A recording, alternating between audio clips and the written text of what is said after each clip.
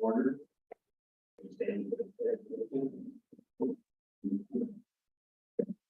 Allegiance to the flag of the United States of America, and to the republic for which it stands, one nation, under God, indivisible, with liberty and justice for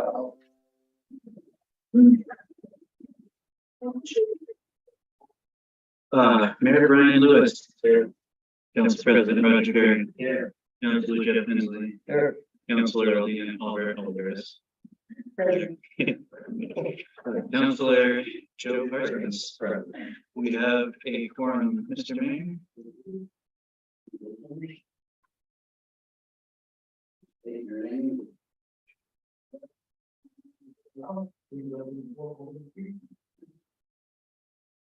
Water and Executive Director of Community Services Consortium.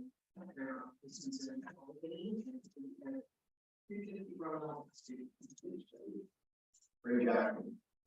Bring Street.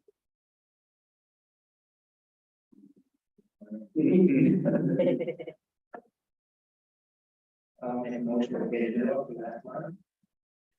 The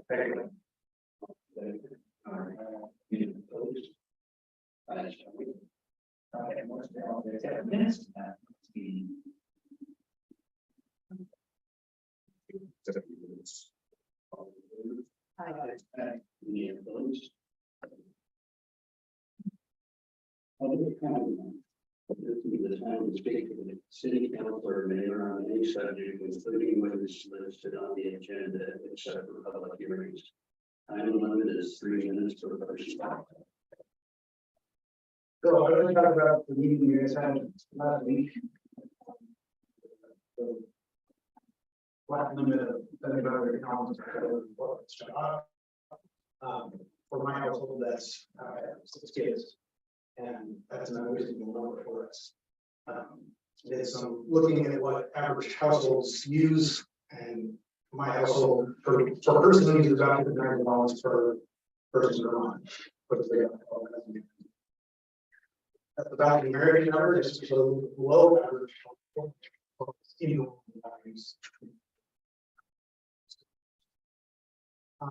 I feel like $75 gallons is really restrictive. And I want to understand what is the recourse for maintenance so that we have water to provide for our needs.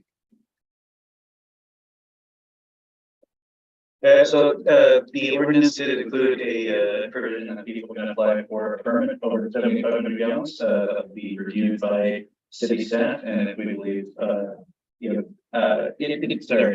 will be reviewed by city staff, and then city staff can issue a permit or not, and if city staff chooses not to issue a permit, then it can be billed to city council. When I asked about it on the phone, you made it sound like that wasn't a possibility. Oh, sorry. So the language of the ordinance says that anybody can apply for a permit to use over 7,500 gallons. So is that a permit that's required every month? Yes. And you know, we're not in the water district situation, but right now we're dropping in thousands of dollars for water. Sure. We're not really I know something to do with the Junction City said you got your use at 30%. Yeah. Right now for the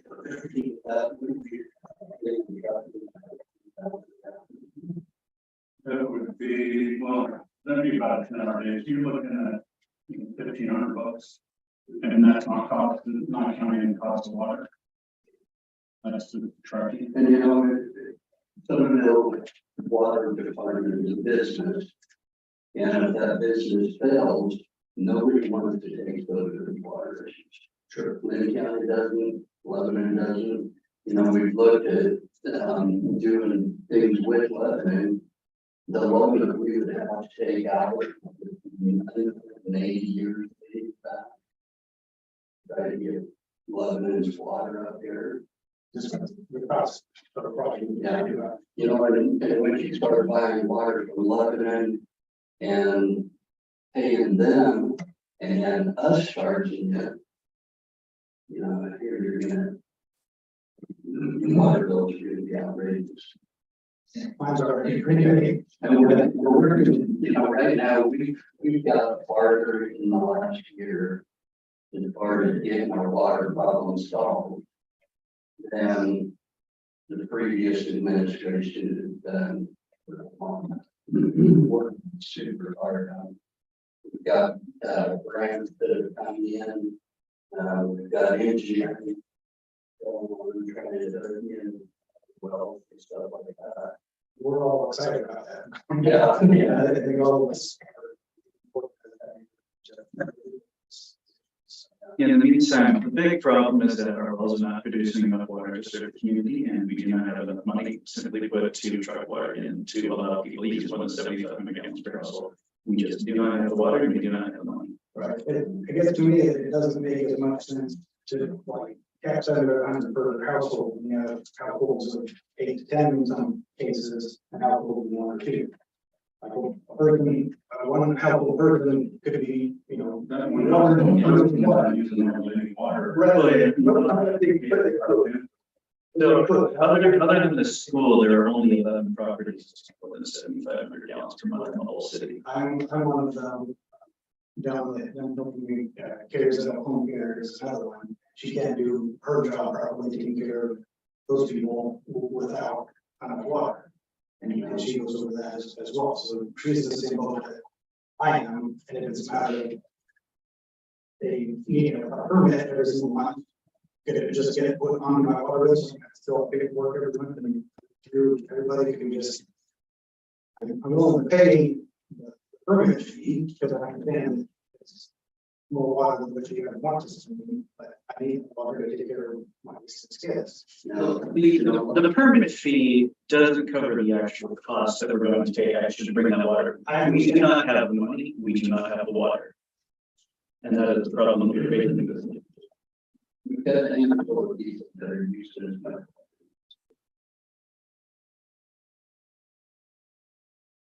So, I mean, how many kids are in school? Well, 200, you know, so there's gotta be, you know, I personally, I like to throw a garden, I don't do yard, but I do throw a pretty big garden. And I don't ever go really interested to others like 3. But you know what we're trying to do is, you know, before we do anything more drastic, we're trying to just get people to do everything that they can. You know, Junction City, they're being very sticky on it. You got your water by 30%, but we shut you off. You know, water is But also, they don't need water restriction. Well, this is water your mom. There's a pumping lots of water out onto the grass. We're not gonna do that. Junction City can't trust. They're gonna water, you know, and it's a big burden on the city of Sodaville to be paying $20,000 a month to truck water.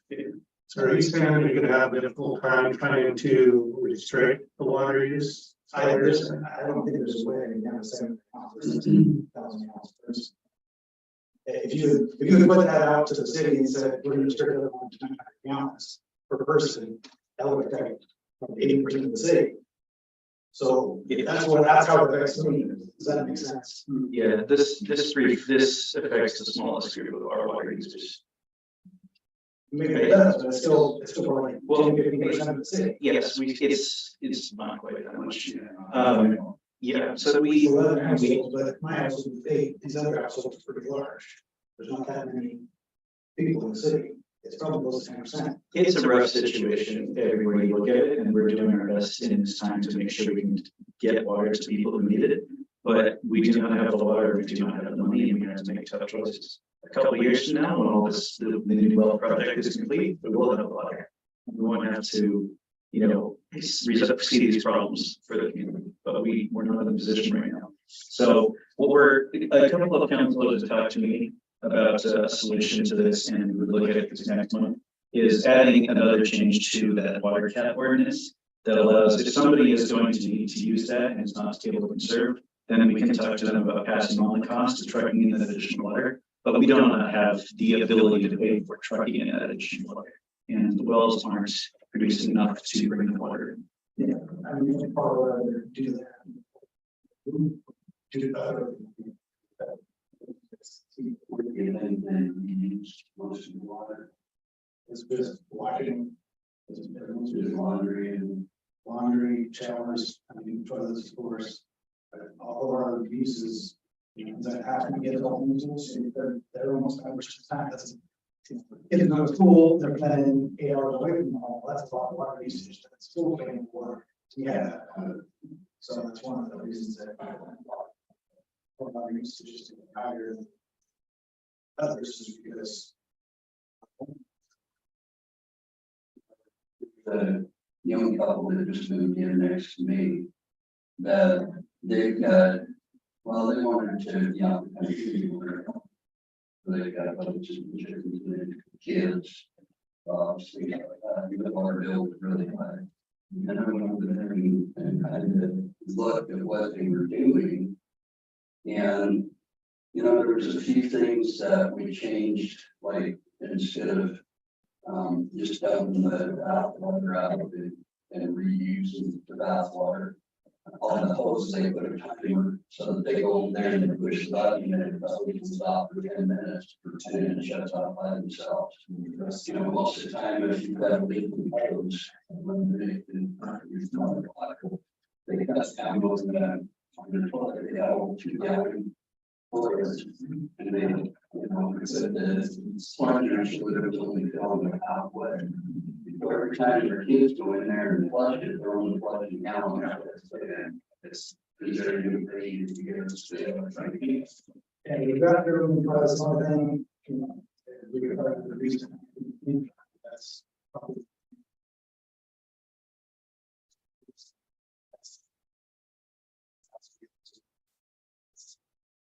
So that's where we're at. We need water. But the problem be that's the requirement. That's why we're trying to put in a little bit and bringing water for fun to go else. If you just to get through the next couple of years. So we're at the.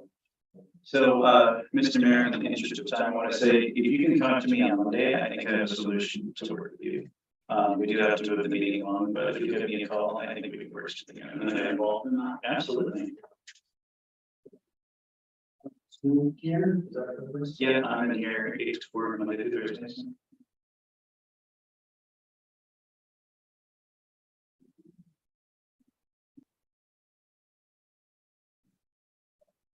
The other visitors. Mr. Mayor, we do have another visitor who is actually on the agenda to make a presentation. What was it? We do have somebody here to make a presentation, so I wanted to recommend the council move to suspend the agenda and open item 10A. I follow the right now to an update on the agenda of the city.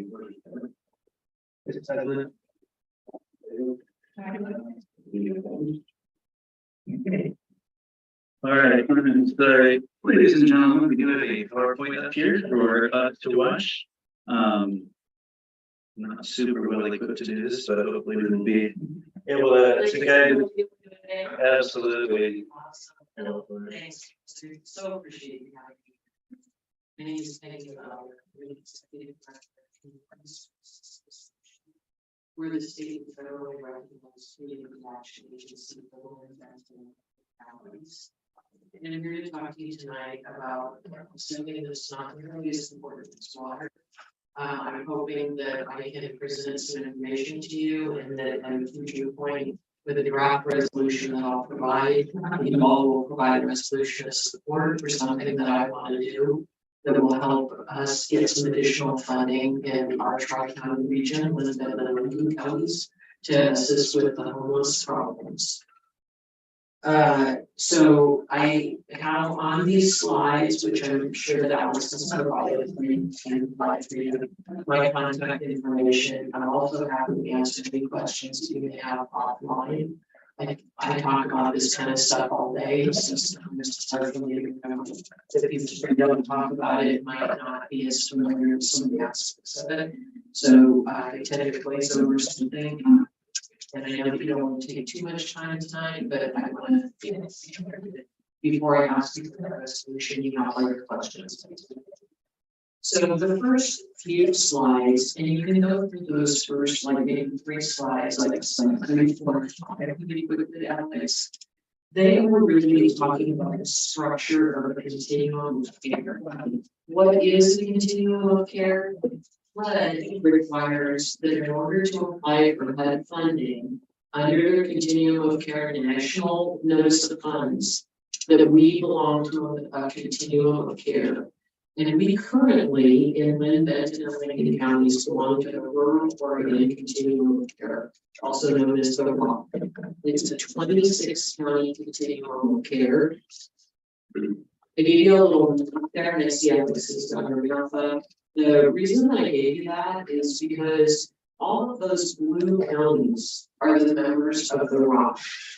And when I talk to people in Washington, D.C., and I say, how can we do better as a state in our competition and get a better report card for our performance when we have these many different counties doing so many different things that we have a hard time controlling who's doing what?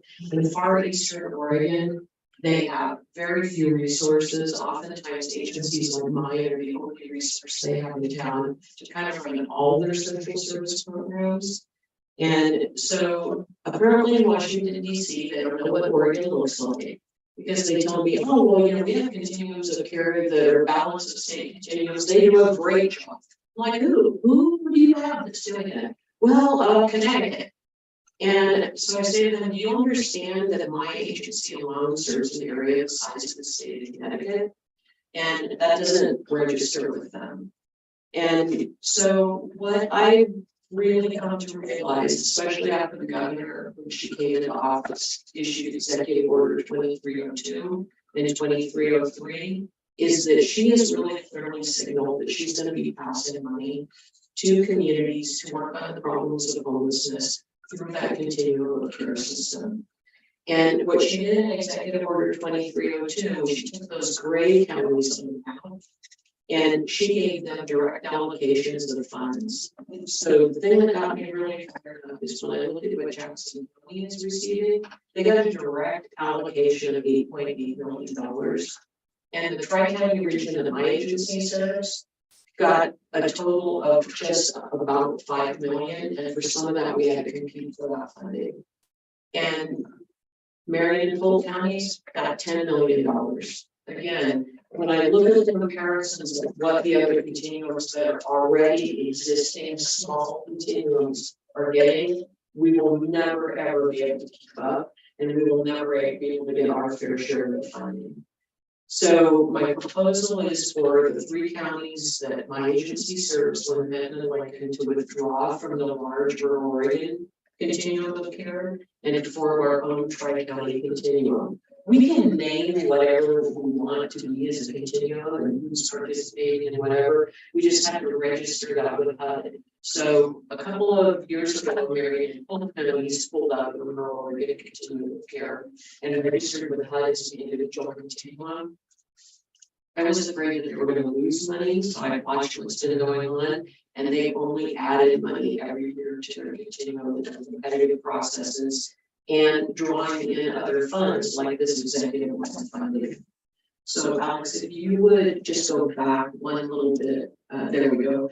This matrix shows the different things that HUD grades each continuum on, and you'll see that it ranges everything from how many days people stayed in homelessness, how many people fell into homelessness for the first time, how fast did people get out of homelessness.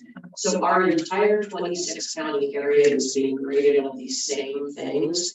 And that's where we're continuing to fall below the standard that we're seeing across the nation. It makes us competitive because many other communities aren't doing well in that regard. Jackson Street Youth Services last year wanted to apply for some youth funding.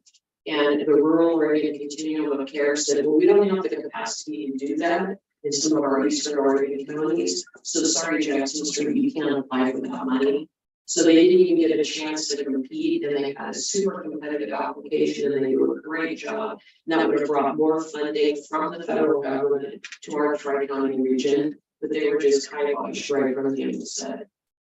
Okay, Alex, can you go 2 slides forward, please, for me? Thank you. So I wanted to catch you up to date. There are a lot of things happening right now in Lynn County. You may have heard that Lynn County declared an emergency in as far as homelessness. And so we have 3 kind of big things happening. There's the HART Board, which is the Homeless Education Assistance Resource Team that convenes all of the providers for homeless services in Lynn County. That's been going on for quite some time. Then Lynn County, as a direct result of the executive order and House Bill 5019, had to create what is called a multi-agency coordinating group, a MAC group. And that MAC group has all of the right people at the table, everybody who needs to be there for this system. And that MAC group then got an assignment in the executive order that we have to create 30 additional shelter beds in Lynn County and rehouse 32 people who are homeless. And they gave us about $1.9 million for that. So what I'm hoping is that all this work that's happening, we'll roll it forward when we have our own continuum of care, and all of those folks will continue to participate. Okay, if you could go to the next slide, Alex. The next slide is what's happening in the Tri-County region. At this moment in time, Benton County, Lincoln County, and Lynn counties all have additional funding and all have the same representation at these county groups. And everybody's excited about this effort, and they're all supportive of it. And again, I expect that we will be able to continue to move this forward as a Tri-County continuum and keep this effort going. Next slide, please. The map that I have on here, I know it's really blurry, but it's not important that you know every single detail of what those dots are. What the point of this is that this is the kind of mapping that shows how many people in our communities are touching folks who are unhoused. So everybody from the library, where people are going to use the computers, to the police department, where we're talking to people, to the emergency service providers, to churches that are helping. And a continuum of care in our Tri-County region will help us really focus that work, collect the data from people, and understand how we're expending resources, what the greatest needs are, where the gaps in service are, and really target those resources in an efficient way. Okay, if you can move forward one more for me. This is just a map showing you the kind of range of services that are currently being provided by all the different groups that are doing this work. And then we go over more for me, Alex.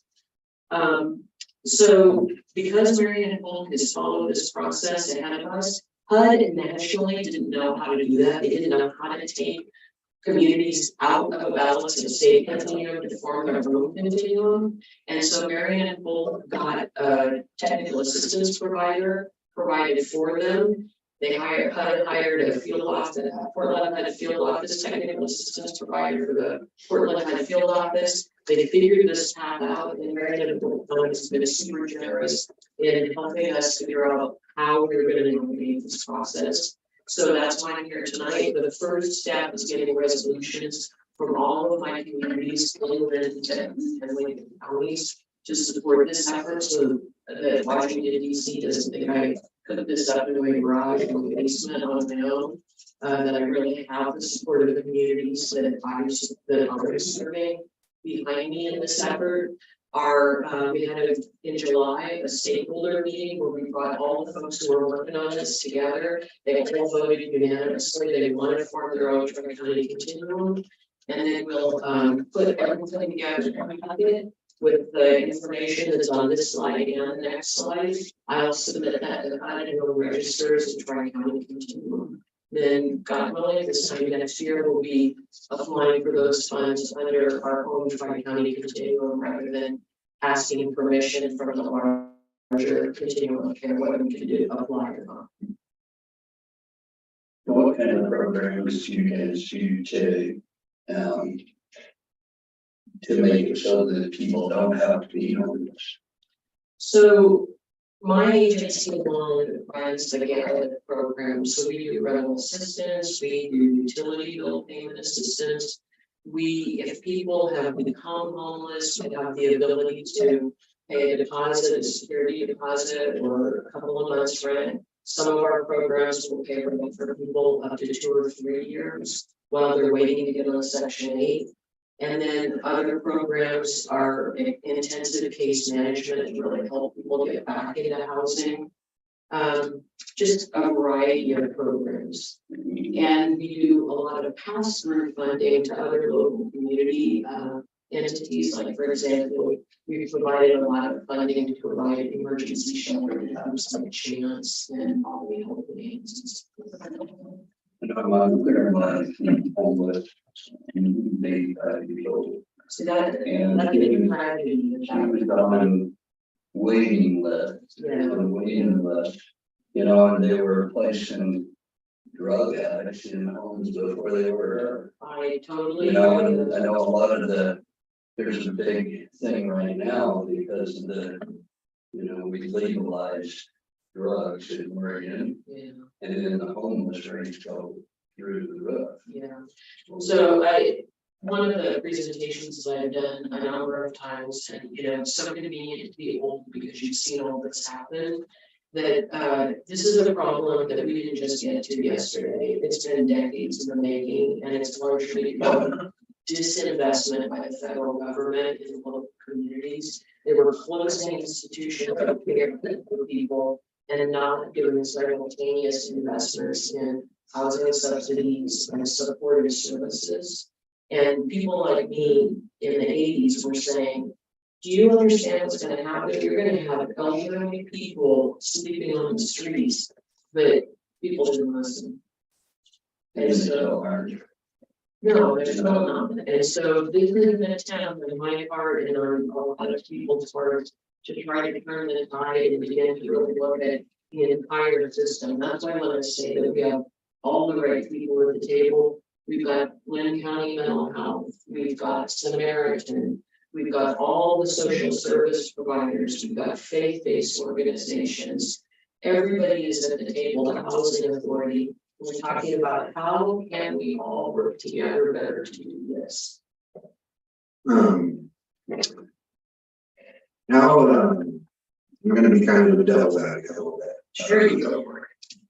How much are we, I'm saying we, but like, doing on outreach?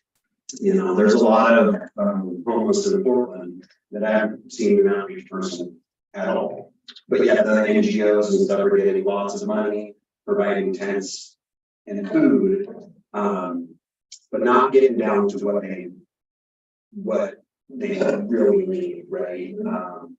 Getting people into housing, especially like these mini homes, and a lot, I'm gonna use the word repeat offender, but they'll get checked in and then they like it on the streets more because these areas have rules, and they don't want to follow the rules, right? And so you'll get checked in, but then they'll leave, but that home would be considered occupied still because there's not a way of actually understanding how many homeless you have, how many are housed, how many are moving for treatment. And so I have kind of a problem with like, there's numbers, I heard you talk millions, we're getting millions, but when you break down these agencies, almost 75% goes to administrative costs and very minimal, I'm just throwing numbers, but very minimal is actually going to solve the problem, right? Benton County, you're probably familiar with this. They were going to build a homeless shelter behind the old tire center there in Southtown. Okay, so millions of dollars, and the 7 to 10 people that were on the thing all got paid. There was no money left, and they're like, "Well, we didn't have the right permitting anyway." And they just rented it out. So that was funding that went to a good cause, but it's hard to, I want to sympathize, right? But at the same time, it's like you hear federal government, but at the end of the day, the people that are supposed to be doing the good work, it doesn't seem like it's happening. You know, my wife is mental health and sweet home. A lot of her, she works for a place, and a lot of most of her clients are homeless. Yeah, yeah. And so some went into that camp that they put there, and they like it more on the street. So like, how do you diversify? You know, we have a need for homelessness, and some of these people make a decision that they like it more there, but yet we're still fighting to put them in a home that they don't want to be in. So like, I guess within your group, do you have a way of navigating that? Or like actually getting true good numbers to have a good understanding of what's happening, you know? So you have lots of great questions and lots of great points, and so I'm trying to. Yeah, I'm gonna try to answer quickly, so, for example, when we talk about administrative costs, my agency has a 15% administrative rate. So the funding that I have is going to help. And we have to have staff to help people, but it's primarily going out the door to help people. 85%. And so, yeah, and so although some of that 85% is staffing case managers, you know, my mom used to always say to me, isn't anybody watching the big picture? And that's part of what the problem is, what you just talked about, and I'm sure your wife sees this, that when you find somebody who has huge service needs, especially if they've been homeless for quite some time, it takes a village to kind of get the whole thing moving. The folks that are families that fell into homelessness, those folks, they're easy for us to get back home. So we have all of the programs we have are made exactly for that. And that's who we focus on. Let's get those people right now. And then what you were saying about your mom and the situation that she had, those are the kind of folks that we want to target and say, hey, let's prioritize those folks. So we want to look at the spectrum of people that we have that need housing to understand exactly what that is with good data, because the data that we have now is very much dependent on volunteers to gather the data with us. Yeah. And when I showed you that map with all the dots, all those folks that are doing good work, doing hard work in the churches and stuff, if they were gathering data and putting it in the system, that would be so helpful, because we could really understand how many of us are touching the same person 25 times. And then this person over here is getting touched one time, and looking at really who is available to take advantage of those services. So just like you were saying, if I am working with somebody and they don't want to be housed, I'll give you a perfect example. I had somebody who came to me, we got them in a motel, and an 80-some-year-old man and his 65-year-old friend, not quite clear what the relationship is, but it doesn't matter. And they were staying in a place, they were living in a home, a house that he owned, and they had mental health issues, obviously. She convinced him that there was poison seeping out of the walls, and he allowed his home to go into foreclosure, and he became homeless. So they came to us, we got him in a motel to keep him in the motel until we could work with him and get him housed. And they came to us and said, well, we're not gonna stay in that motel because there's poison coming out of the walls of the motel. We're like, oh no. Yeah. And so we got him back in a motel, and they came back to us and said, well, we saw somebody in the parking lot, they were smoking a cigarette, so we can't stay there. Well, then I said, you know what, guys, we've offered you every resource we have, we can't help you and move on to the next client. And so that's the kind of thing that we are dealing with on an every single day basis. But we do try really hard. We do have a really capable staff. And just today I was in a meeting where we were talking about the need to work with people from the moment that we touch them on the street until the moment that we get them permanently housed. We have to have a warm handoff, the process of doing that, and a network of service providers who are well connected to make sure that's happening. And I can find more of this probably through the community service. Yeah, we're happy to sit down with you and show you and talk with you about all of this. Can you tell me the last time the state of Oregon built an institution? Boy, I have well, probably the state hospital when they did the rehab. Yeah, and the one in Junction City, right? So, That was so helpful for us. well, it is, and so why isn't more money going to build the institution instead of, building tent cities? And small housing, because You are. you can categorize these people in specific groups. Yeah. You have your criminals. You have your mental health people, and you have your people that, you know, actually are hard on their luck, right? So if you categorize these people into 3 categories, and if they're mental, they need to be in the hospital. They don't need to be, you know, out on the streets roaming around. If they're criminal, they need to be in prison, right? They should be out roaming around the streets. People who need help, if we can narrow this down, right? Instead of trying to give handouts to people who don't deserve it, you know, that's where I have my issue. You're singing my song. It's people like you that need to categorize these people. We need to spend this money on institutions, like I said, instead of just throwing money at them and So I'm saying, gonna make that decision. Well, it comes down "Sure, to. have to." Well, sure it is, but I feel like there need to be institutions of care for people to be in. We do in our office about, we need build, you know, homes where some folks who don't need a full-blown apartment can share housing and have somebody checking in on them to make sure they're taking their meds, to make sure that the place is getting clean, to make sure that they're eating. And there needs to be a bunch of other alternatives that don't exist today. And that's what I'm saying, a lot of that funding, you know, since it has been a while since they built institutions, need to go in that direction, because then it's more structured, right? I couldn't agree more. I mean, you know, I'm of the older generation, and I can tell you that I do not remember a lot of homelessness in the 70s. I mean, it was there, but it's not rampant like it is nowadays. You got institutions that these people went to, Yeah, I agree with right? you. So, you know, what we're doing now is not worth it. It's not worth it. Yeah, I agree with you. So it needs to go in another direction, and that's what I'm saying. So obviously, there's some concerns about this helping the homeless just in its entirety. But what you're here to present, I want to know what's the downside to it? What's the pros and cons of these 3 counties saying yes or no? So that's kind of what you're here for. You're not here, in my opinion, to defend the program. It's like you're here to say, we want to cut out of the herd and we want the gym to be us. So what's the negative for our county if we do it or if we don't do it?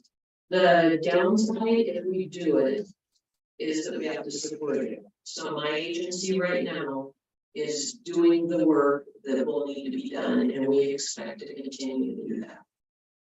But the group itself can say, well, we don't want CSC to run this, some other group, you know, we want that group to run it. And that group may not have the funding, and they may have to figure out how to support it. So the Rural Oregon Continuum of Care, for example, they are their own 501c3 nonprofit entity. And they hire another agency to operate the Rural Oregon Continuum of Care. So they could decide that they want to do that, they form their own continuum. I don't want to control it, I just want it to happen, I just want that to kind of continue. The upside is that we continue to essentially build the programs and build the funding that comes to the community by having a much more cohesive group, by making decisions that are much more appropriate to other communities. Yeah, exactly, community decisions that we don't have, you know, Malheur County dominance, what we can do.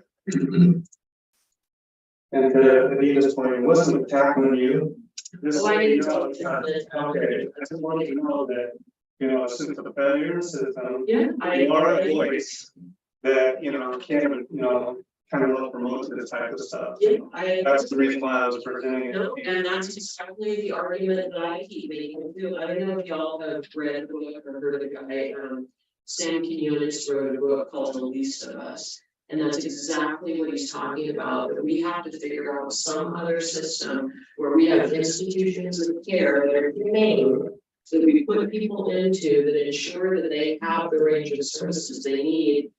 Until hopefully they're clear enough in their minds, or that they're able to take care of themselves, which for some people that may not happen. Yeah, exactly. Like I said, you know, I know it's been at least over 25 years since they built something here in the state of Oregon House. one of those three groups that I was just talking Yeah, about. well, that's what I was saying, that back in the eighties, when they started closing those institutions, that's what people like me were saying, I mean, if you're gonna do that, then you have to invest in this other side by making sure that there's housing and people to provide wraparound services for the folks who need to live in that housing, but that wasn't what happened. It's a multi-layer. I think it started with President Reagan, right? Yes, ma'am, absolutely, you nailed it. Many of us went, oh my gosh, what's going to happen? And we're seeing what's happened, but we're also seeing a cultural and generational change. Yes, A yeah, sense of entitlement, a sense of no responsibility for your actions. And I have a family that's been homeless and I've experienced that. And we're not gonna fix it with money. no, and I'm the first one to say that. The other thing that I've seen too is going along with the mental health issues is that we have a very different kind of drug abuse problem than we've ever had. That we had the opioid crisis, now we've got a synthetic opioid crisis. And the chemicals that are in those drugs, and that's what Sanity Young is about, is that what it does to people's brains, that they literally will die before they wake up one day and say, well, yeah, I think that I need to get some treatment and get clean because this is not working for me. But they will never have that moment of clarity unless you forcibly keep them off drugs long enough for that fear, and then get them into treatment immediately, and then keep them supported until they really have turned their lives around. And that's, like, I don't see that changing unless and until we have some systems change. Well, that was our state failure though. We passed the 110, but our Senate never passed the preceding bill that required the medical and health. Anyway, yeah, I should not go down this path. No, but I go through all the resolutions that kind of actually. Yeah, absolutely. Resolutions where if you don't want to make that decision tonight, like I said, I'm going to share a sample resolution with Alex. And if y'all want me to come back when you talk about that resolution, I'm happy to. And again, like I said, happy for you to talk to me separately. So is it, are you going, I'm sorry, to every city? I So yes. that's what I'm trying I've to. been in every city in Lincoln County, and so now I'm in Bend. And so is it a majority of the cities that have to say yea or nay before the county that they reside in say yea or nay? The Lincoln County has already said yes, and I suspect that Lincoln County will as well. But I really want the cities to participate in this decision as well, because it's important that they're at the table. Because their opinions count, just like this conversation we had tonight. Those are the kind of conversations we should be having at the continuum of care table and figuring out what's the best solution for our communities and coming to those conclusions. So I guess what I would say in answer to your question is, if the majority of the cities aren't supportive, then clearly I'm off base and I need to go back and rethink what I'm advocating for. What I'm hoping is that everybody sees it the way that I do, and they will see the value. We hope that too, because, you know, we've always said people want to endure govern over this state or over any state, you know, and if we don't start standing up for our rights Right. as small communities, they're just going to be walking away because they don't know what's happening in these communities. You know, I work every day in Eugene, and everything that they're doing down there is just, excuse my French, but it's out backwards. They're not doing anything to solve the problem. They're trying to throw people in town in little shocks, and they're not fixing the drug problem. They're not putting the people that are on the street because they have bad luck. They're not helping those people. There's a lot of people in Eugene that are not mentally ill. They just had some bad luck. And you know, one of the sad things in Oregon is if you get, they do such strict background checks for employment that if you get one employer saying that you did something wrong, it can affect you getting another job. Well, it's that way for housing too. If you are down in your luck, you get evicted because of something that you couldn't control, you lost your job and now you can't pay your rent. Then no other landlord wants to rent you because you've been evicted. And it just becomes a snowball. I mean, just like this gentleman was talking about tonight, we see clients all the time who can't pay a water bill, or for whatever reason, the water's shut off and they can't pay the extra fees to get it turned back on. And that kind of thing alone will end up with people getting evicted out of a rental. And then it starts the whole thing going downhill. Or we have families that come to us, and the family's a large family, they're trying to sleep in their car, but they can't all fit in one car because it's a big family. And like one thing is piled onto another. The situation you talked about your mom.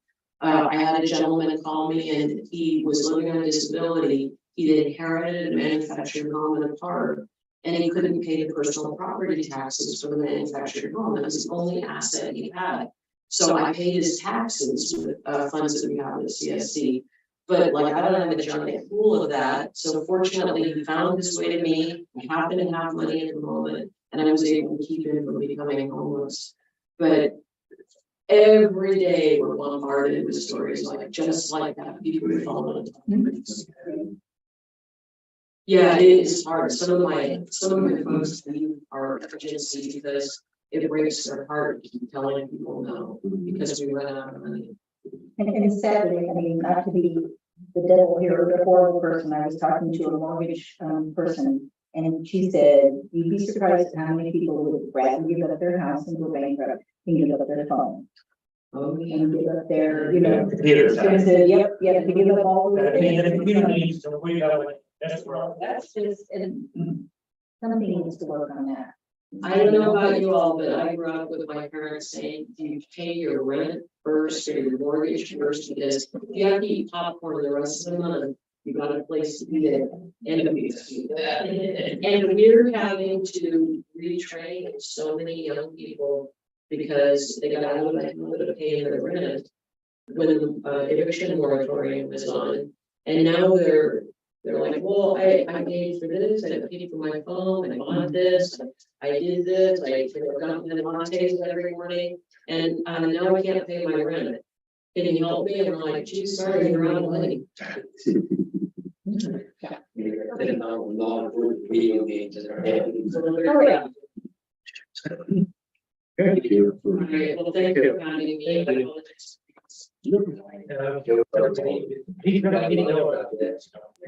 again, thank you again, and thanks for moving the islands, taking the meeting on. No, thank you. All right, lovely to come back, thanks.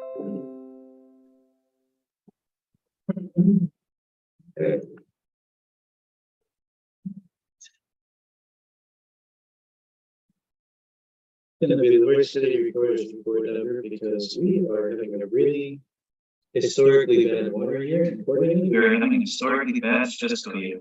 You look at a city budget plan and you guess how much you're going to get and guess how much you're going to spend.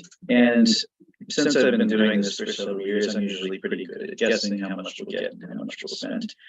This year is a little disastrous. The climate conditions were unpredictable, and as a result, we're spending way more money right now on water acquisition than we ever have, and we have way less money to pay for it.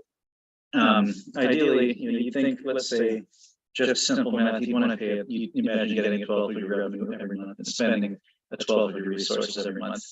We're spending like 60% of our money right now, because of the water shortages. There is no water coming, but there's not enough water coming out of our wells, and we are not getting paid nearly enough to truck it in for it to be sustainable.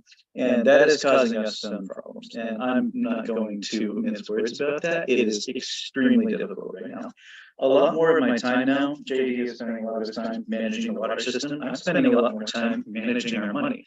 In the past, there's been a big cushion between our designated funds and what we're allowed to use. That cushion goes down a lot. At one point last month, the cushion between what we can spend and designated funds was less than $800. It was bad, just because that's how much money we needed to spend on water, and that's how little money was coming in. Thankfully, I think at the moment, the saving grace right now is that we have a lot of money in our LGIP account, and for a few months, we can afford to draw money out of it and spend it on the upfront costs of water. That is not something that is going to be sustainable, and pretty much for the rest of the year, we're going to be spending minimally on everything, so we can build back that pool of money up, because that's really supposed to be there for reserve. The more money that's in there, the more money we make in interest, the more dividends we get from the state LGIP pool. The less money in there, it's worse for all of us. So we will be using that money over the next few months to pay for the cost of water hauling, just because there is so much money we're having to spend on it. I do want to make sure that the council understands that I'm cognizant of just how bad it is, because this is not something like, oh, we can just pull money out of there, it'll be fine. No, that's not good. But it is unfortunately our only choice, and it is going to limit how much money we can spend on other things we want to do for the rest of the fiscal year. It's not good. So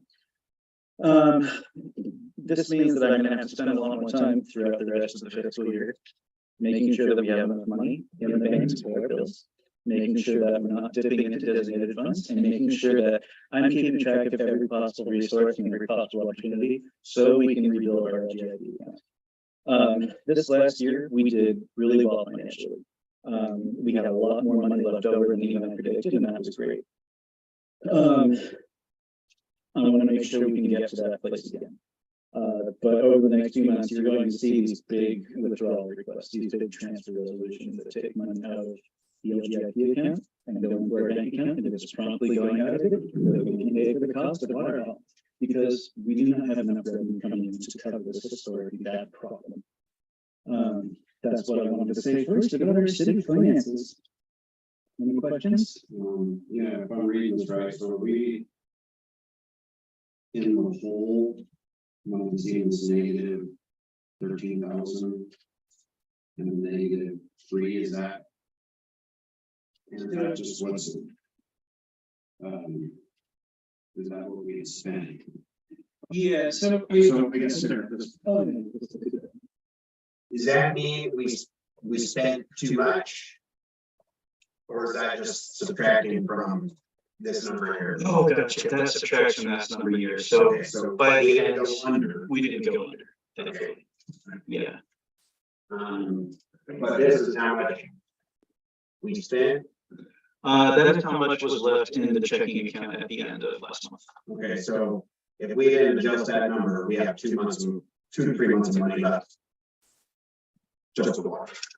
Well, that's only in the general funds. Unfortunately, yeah, it's actually worse than that. Yeah, but I'm just understanding, so. Yeah. That was the number? I'm trying to tell you, it's actually way worse than that. Okay. Because most of the money that's in our operating account right now is designated. So it's most of it's ARPA, actually, I think about. Actually, let's just pull up the number for you right here. And the ARPA is not designated for water hauling. No. ARPA, we have $50,000 for, yeah, 50,000 for ARPA, generally 50,000 for ARPA, 5,200 for SB 5561, and then $2,000 in our state planning grant.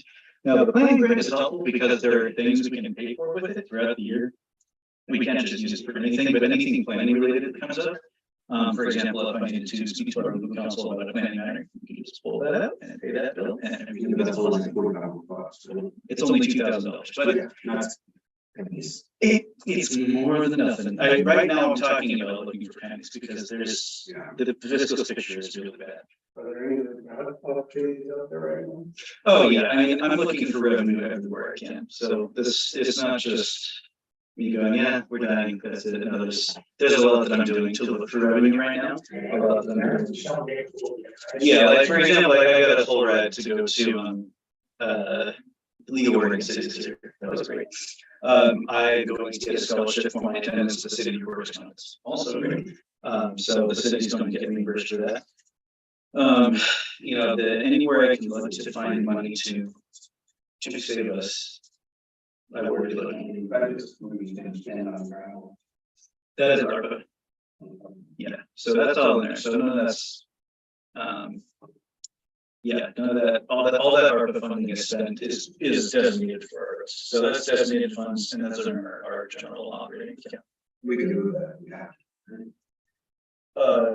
If there's a water project, yeah, I mean, ARPA we can use for whatever we want, basically, as long as it's on the list of approved things. So if we decide, you know, we want to use all the other funds for water instead of road repair, we can do that, the council can do that. But you know, the budget passed by the council said we want to make sure we're focusing on roads as well as water. So we designated everything in ARPA for roads. Now, there is a supplemental budget we're gonna look at a little bit later.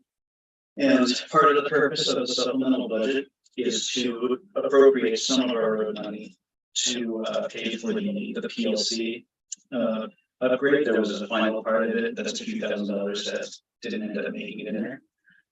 All told, once we move the few $1,000s from those ARPA funds over to be able to pay for the last part of the PLC project, we will still be paying for our total allocated for roads this year included more than just the ARPA funds. So we'll be pulling that back, but there's still going to be it's going to be more than the full amount of ARPA. So ARPA is 50, we budgeted like, I don't remember the exact number, but we budgeted several thousand above that 50. We're going to pull a few thousand away. It's still going to be more than the total amount of that ARPA distribution. But it's going to help us alleviate some of these funding burdens. Another thing we're going to look at later, we passed an increase to our basic water rate this year, an extra $2 every month. We pull $2 out of that and we put it in the LGIP account for reserve. And we only put it back when we need to spend money. Well, something happens, we can pull that money out of there and we can pay for that. So that reserve program where we're actually saving that, putting it away, not using it until we need to, that's working and that is helping us. That is benefiting us right now. So it's a really good idea that we did that. Because it's really taking the edge off for me. Yeah. So I hope that kind of answers where we're going just now. This sucks. The long and short of the TLDR is to get this sucks. We're doing our best. You know, personally, I've never had the local government that managed to work, and I don't want this to be the case because it's a matter of professionalism for me to make sure that we're actually managing our money wisely. And again, that's going to mean I'm not going to run the year at all this winter. Yeah, when we started out, that was a problem. So that's the kind of thing we're going to do again. It's just not on the heater and other things. We're at a trash can line for the office. That sucks. You know, the trash can line. So we got money again. There will be a lot of expense coming. Yeah, there you go. There's some index in there. There you go. Yeah, so this sucks. Anything we do to spend money on, obviously, we lose to spend it. But yeah, there's no money for candy.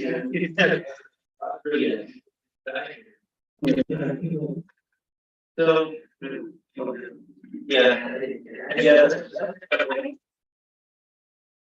I didn't find it all that. Yeah. If somebody else goes there. Yeah. It seems like very dire circumstances. Yeah. And my thing is we need to be transparent. And I don't know that everybody goes to, I mean, not many people show up at this. I don't know how many people watch that. But we need to stress the direness of it to our citizens, to let them know. I mean, I don't want anybody to be surprised. So we're all we do. You know, we work what you're gonna bring. I don't know that we can make our citizens be aware of it. That's true. But Well, I mean, what I'm seeing in our water bills we take out is I do see a lot of people who are concerned. Most people, like 43%, you know, stay below the 2,500. So most people in the town are doing their part very consciously going, okay, there's less water, we're going to spend less. The double-edged sword is, of course, we don't have as much money to pay for it. The cost of hauling it in because so many people are doing the right thing and not using water. Yeah,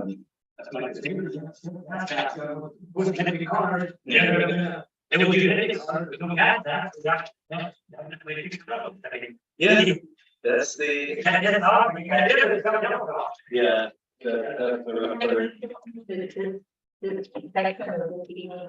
we talk about you know, as long as we have the ability to get water, because the whole state of Oregon is in a drought. Yeah. And we're very blessed that we are the system and we can. So I don't think it should make us be crazy, "Ooh, you know, we should have a lot of water." But I think the thought of, the concept of pay to play, you know, if we want to or need to use more water, you know, pay attention to the cost. I mean, so many people who run their budget and go out and buy this stuff and we're not getting the money in. What was that? That was somewhere that somebody feel arbitrary, it was like $700, but we had to be 12 plus water. We have to do this. You know, I couldn't have my budget that way at home. I wouldn't have a home for Oh, I'm sorry. Yeah. It is. What we'll do next month is I'll bring a new ordinance to council that allows us to charge directly if somebody wants to use more than 7,500, we're going to increase the cost to pay for it. After you file your permit. So. But I think we with that's wonderful. The reality of it is not just Sodaville. Oh, yeah. You know, and I think that the concept of, you know, I have a bucket in my shower, the drop comes down. I'm a can and I'm reusing the water 5 times a can, and when it's done, I'm watering my pets, and so I really. Yeah. Be careful of it. I think we need to carve it right so that it doesn't move anymore. Oh, you're thinking that ground water flash forward, so that you do not have flash red water and forest. Yeah, I'm sorry. Hold on. Yep. Yeah, so that's kind of where we're at. I wanted, yeah, city financial bed. I have experience running everybody into these on a shoestring, and as we're back, we're in shoestring mode, which sucks, but we're going to keep a very close eye over the next few months over how much is coming in, how much we can actually afford to spend. And then once the water trucking is all done for the year, which I don't know, that's gonna last months. Yeah, it's not gonna be great. Yeah, it's not gonna be great. Ultimately, once we stop paying for water hauling, we're still going to not be spending everything anyway. But what we're going to be doing at the same time is replenishing our supply. Because if we don't do that next year, we're not going to have an LGFP account to pull money from, and it's even worse. So.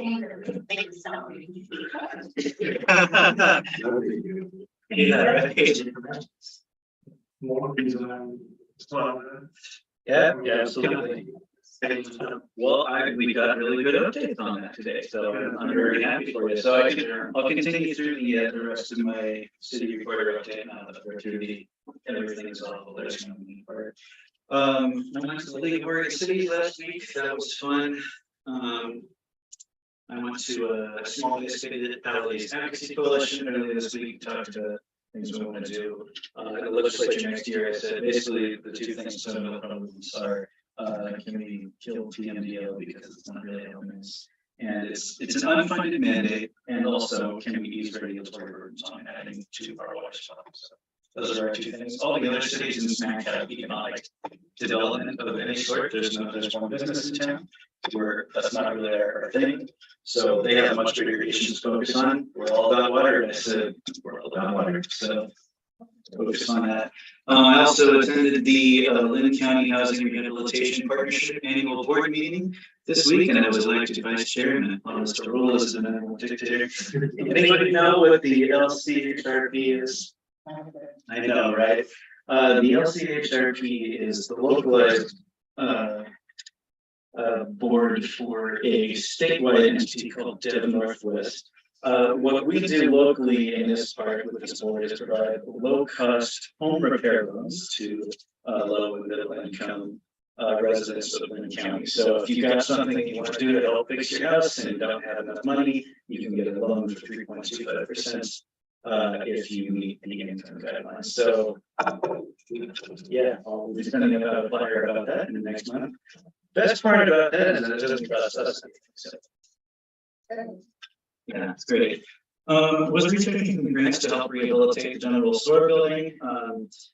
By the end of the year, I hope, probably by the end of this month, I hope to complete the city's water management conservation plan. This is something OWRD requires us to do. They need more information from us to expand our water rate capabilities so we can add to our water system, that kind of thing. Apparently, we're not using the full scope of our water rights, because of something that was put in place in 2017. So if people let us outgoing, please let us have the rest of them. Okay. It was compiled by the previous public works director, who had a lot of older data that we don't have. I don't know where it is. I don't know where it is.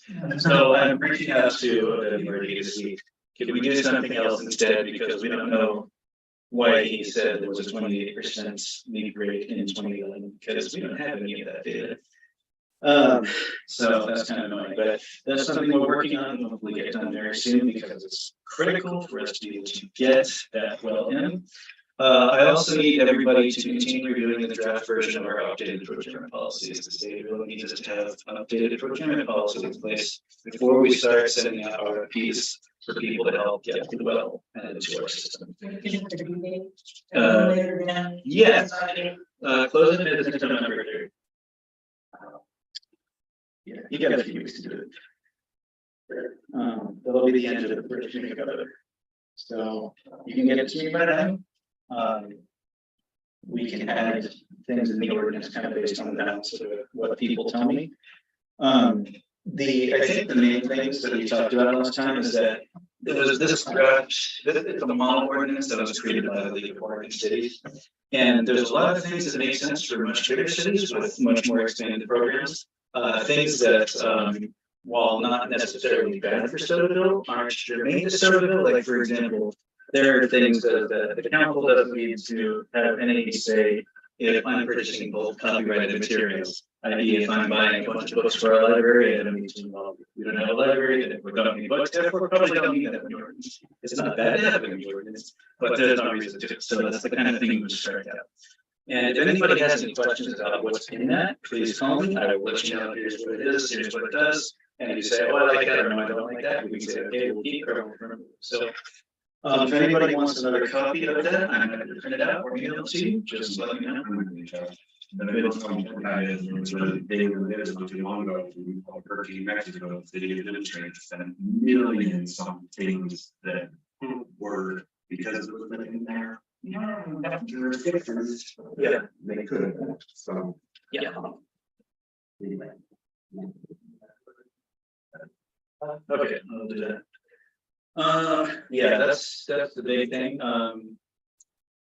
Okay, so we did look a little bit more. We got some more information kind of about where the water is in the area, and just kind of after talking with JD and one of the longtime goers in the area, I think probably the best thing to do for our water system, in addition to adding the well, is what we're going to be focusing on next. But we think really intertie is the way to go, and that sucks. We didn't want to have to do that route, and it's not going to be amazing to implement, but we think that's probably the way to really take care of our water situation long term. There's a lot that goes into that conversation, so just saying we should do the intertie, that is the beginning of a several-year-long conversation that won't be solved immediately, but I think it's the direction we need to start heading right now, because there's not a lot of other sources of water.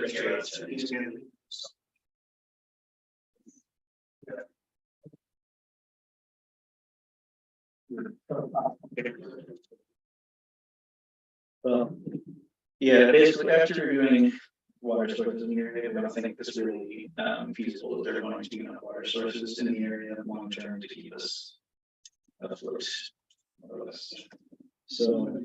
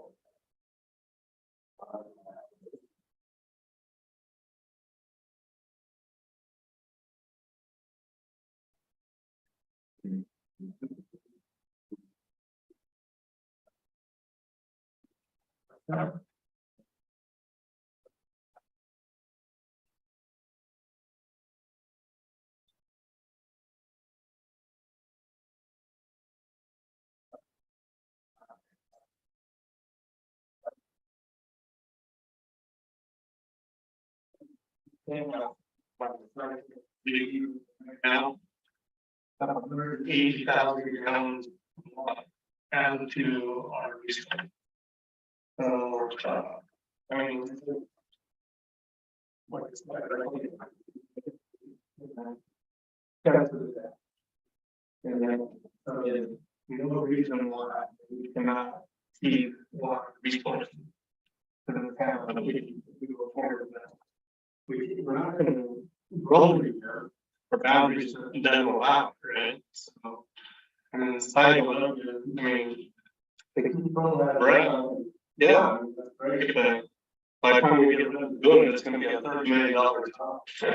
And we're just not gonna be able to, you know, afford to do that. Might as well just call it, you know, eat well. So. I think we can cross that bridge when we get there. We punch. Get the raise. We've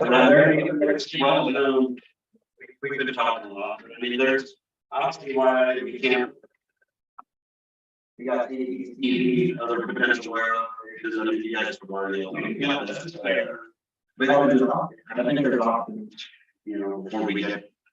Right, but they just brought that water pipe right there to Crowfoot. Yeah. I'm just saying, I'm comparing. All right.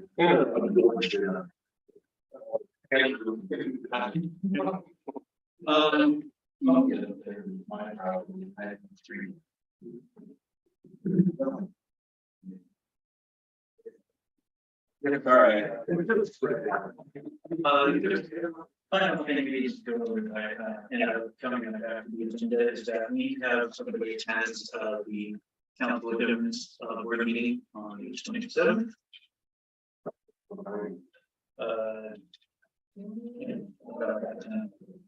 Something like that. That's usually what I attend, but I have a family emergency and I'll be in Montana. Yeah.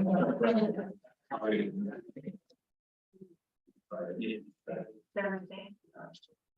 So ideally, it should be an elected official. Yes, go ahead. Yeah. Oh.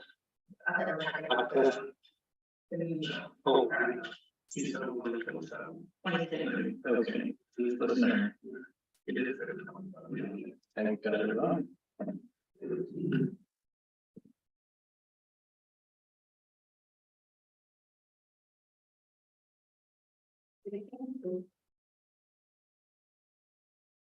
It's been on Thursday, it's same, it's kind of calendar. Yeah, it's the whatever.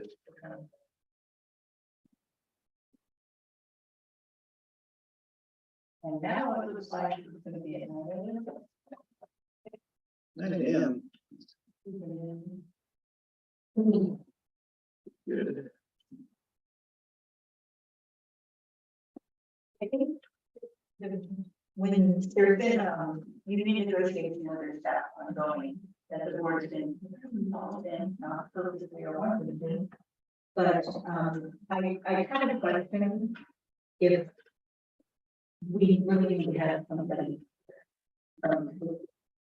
Primarily because at first we were talking, especially with those aren't the ratification, even contracted, the organization They were gonna have it on a day other than the beginning, and I told them, I'm gonna be taking it off, but I'm not gonna be here. And I was worried about the forum, but I since they're having it on the same day they offered by Zoom, I really don't think me not being there or a representative from the state is going to cause them not feel that happy. Not as if I'm gonna be wrong, but I. So what if, If they're doing no meeting, it was just another earlier one, they opted just to do it during a normal meeting. what I can say is that if the elected official is not able to attend, God will allow me to attend on behalf of the board of directors and I can cast a vote just to ratify the contract. Basically, I envision that morning when doing the regular stuff, this is something that's on the background that I vote and say, I vote yes, and I vote that Kevin just doing the regular work. So, if none of the elected officials want to attend or able to attend, I mean, I'm here, I have personally, like, I don't even want to really have with anything. yeah, I understand that, but Like, there's a beginning, yeah, sorry, yeah. But, let me feel on that, do I have a good decision right now? So the key issue here is that if I am going to attend instead of the board, instead of one of the council members, the mayor has to appoint me and that requires the council vote to confirm that appointment. Can we do in the event you can attend, then the council will agree? Yeah, we can do it for that. So the mayor could say, I nominate Alex McKenna to attend as an alternate at the next COG meeting, get no like word, should have been a good time. You can do it like- It'll be in all meeting, but you can do it by Zoom. Oh, no. Thankfully not. Okay, you wanna do it? Great. Give us a little time. Good. I will give you a little 5 minute. Why, yeah. Good. All right. Awesome. Okay, Mr. Mayor, we're ready to do it. Oh, sorry. Actually, so pardon me. There you go. I need to go to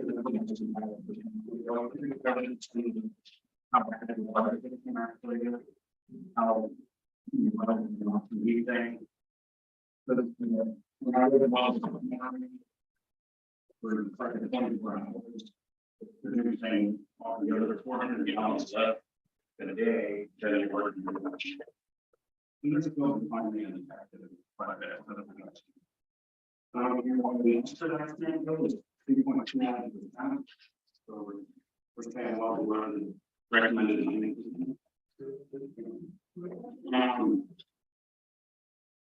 The part that when I read have living young women talk about their wives that are out taking camera or daughter that they might be for. And then the daughter is back in the school. I'm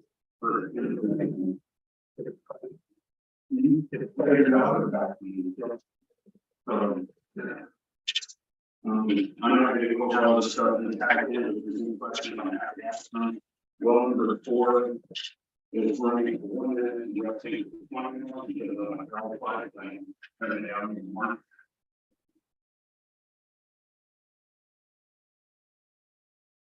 There's no question. They're not going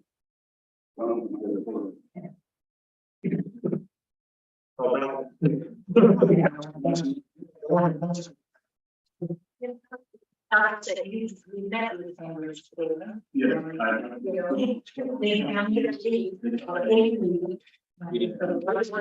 That's going to link over here. I and door tag them temporarily. Link me sign.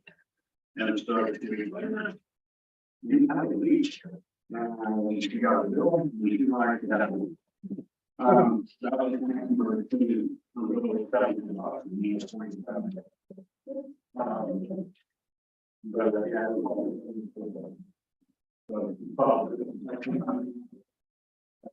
water and heat getting out from the water back on to the kind of thing. Yeah, he went in and tried to get in there and adjusted the toilet a little bit.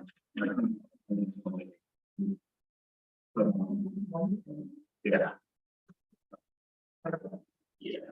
So the 21,000 gallons to like equipment and equipment over the 2 weeks. Yeah. Or they're balanced. Another one, all this free. Elderly couple. Trying to run, are able to do that day out of the week. And he found 2 weeks and then wired out. So he fixed those and I told him I'd check back Monday on his meter when I'm on that reading. Today when I checked, there was no leak in it, it was on there, but I told him Monday. That's what I do. There's a phone, you know, on. And they have had a leak for several months now. And once I get it done and door tag, door tag, because it's on that new city work at the time. And he's on the right away. He found one lake that they still have another one that he's trying to find. And in doing so, found that our curb stop, which is about reading turn on and off the water, is not working. So that's gonna have to be replaced. Given kind of a little bit of loss of water if you just open that. There's no trouble. So I'm looking for a possible.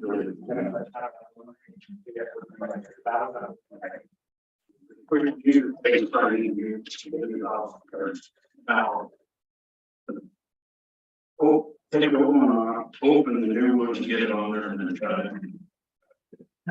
Yeah.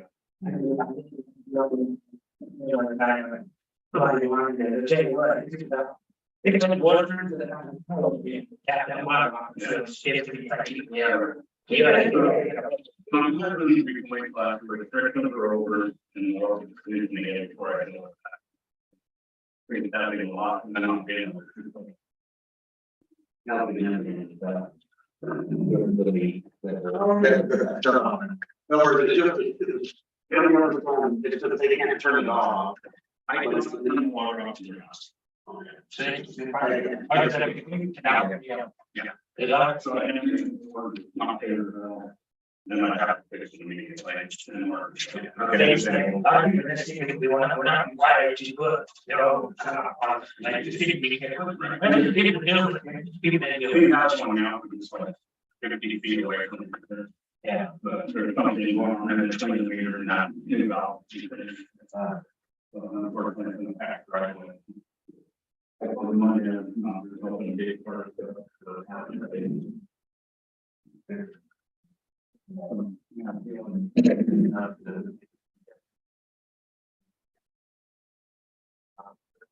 we talked about seeing if we can also maybe find grant for new toilets and things. The things I want to walk through with them.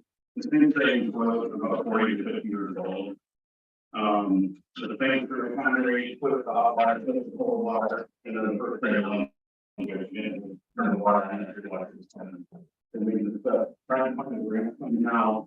They have like 100, so they can automatically put all that.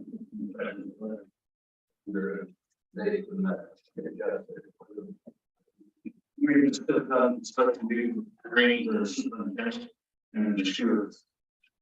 Then go back and talk, then I'll go back and talk. Depending on that water bottle might pull in the way and.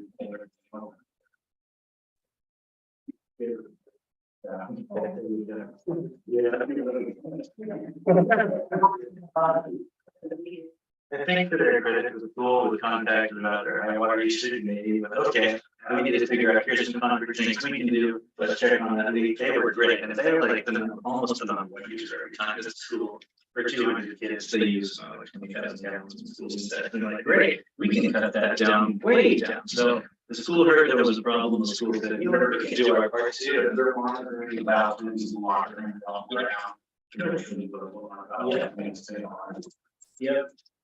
Yeah, it's great to hear a community partner say, yeah, you're there with the problem, we're gonna help you, we're gonna this together. Sometimes there's flushing multiple times to get them to work, so that's.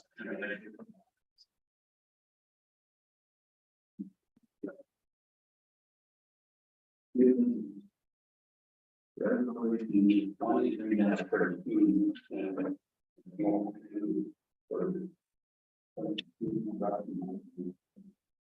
Mayor, I wanted to recommend that in memorial of late third drug dealers that we will present.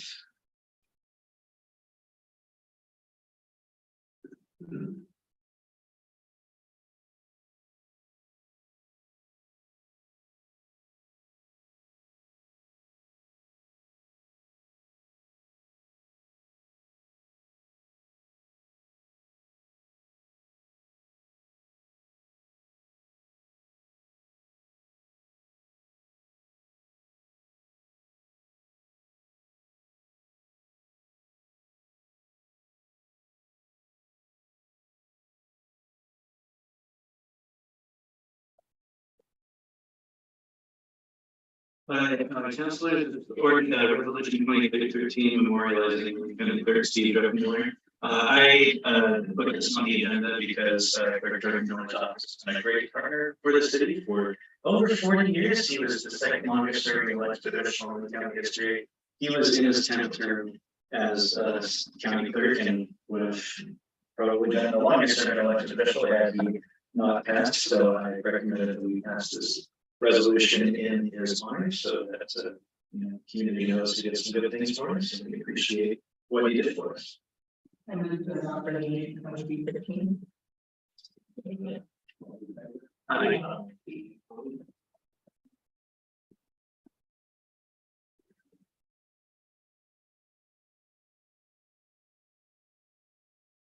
This is some of the awful stuff that we have to do.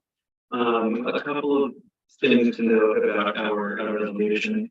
Ordinarily, I like to transfer money from LGIP into our general operating account every 2 months. And that is something we've been doing for a while. We get money that comes from the state that's supposed to go in there, and then we transfer it over.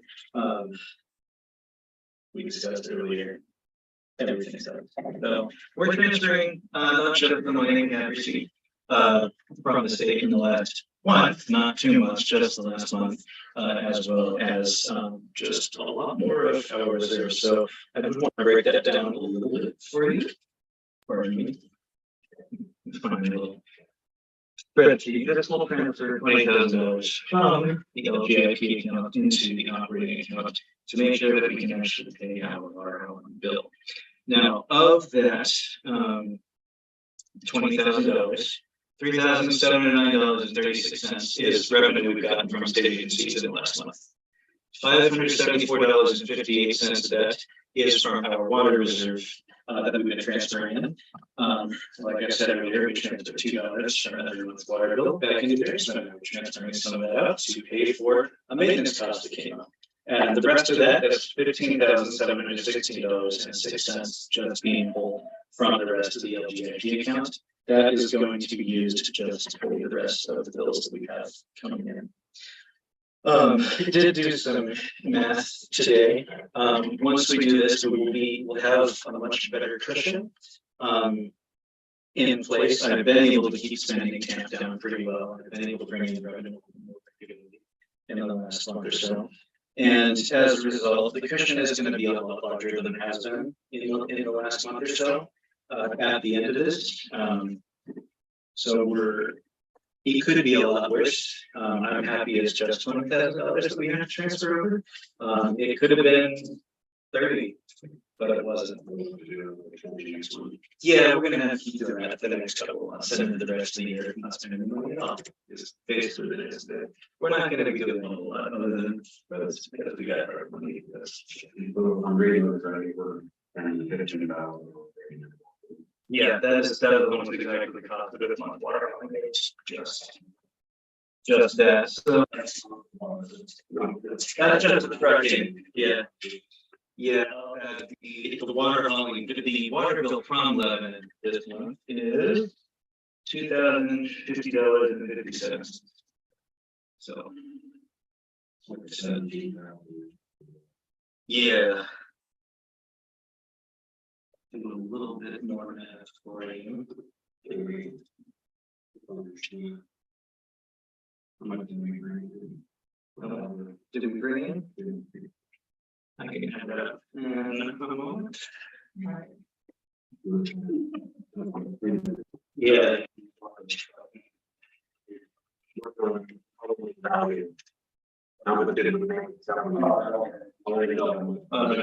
Can you specify which period?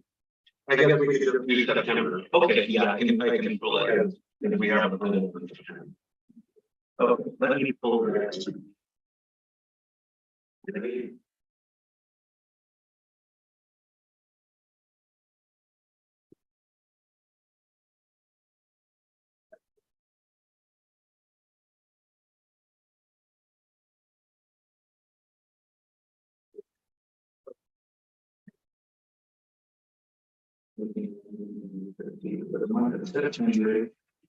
That was $12,512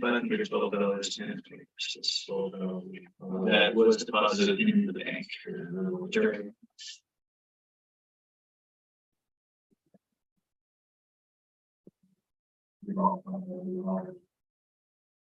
Yeah. Yeah. Yeah.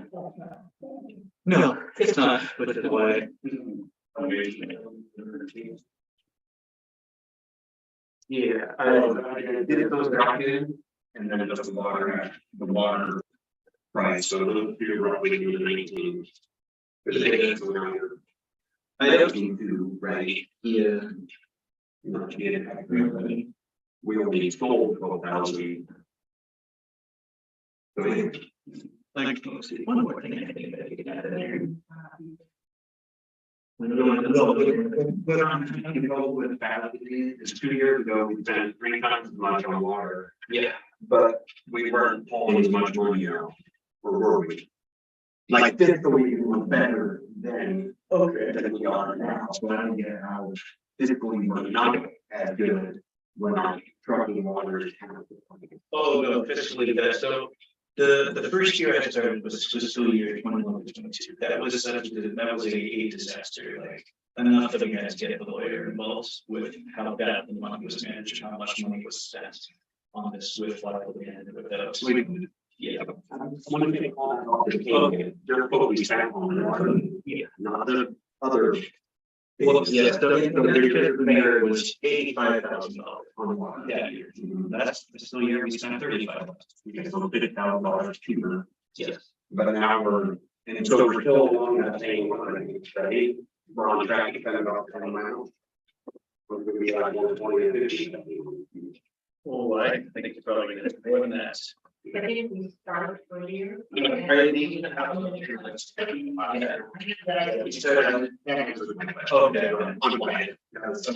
That window of hauling was a shorter amount. Yes. It cost more, but now. Yeah. it's cheaper, we're adding a couple months to the front and the back end of that hauling season. Yeah. So that's.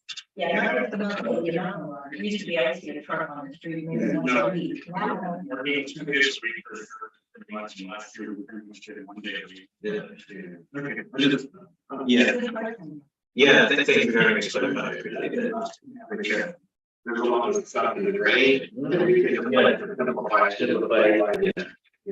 Exactly. Thank you for.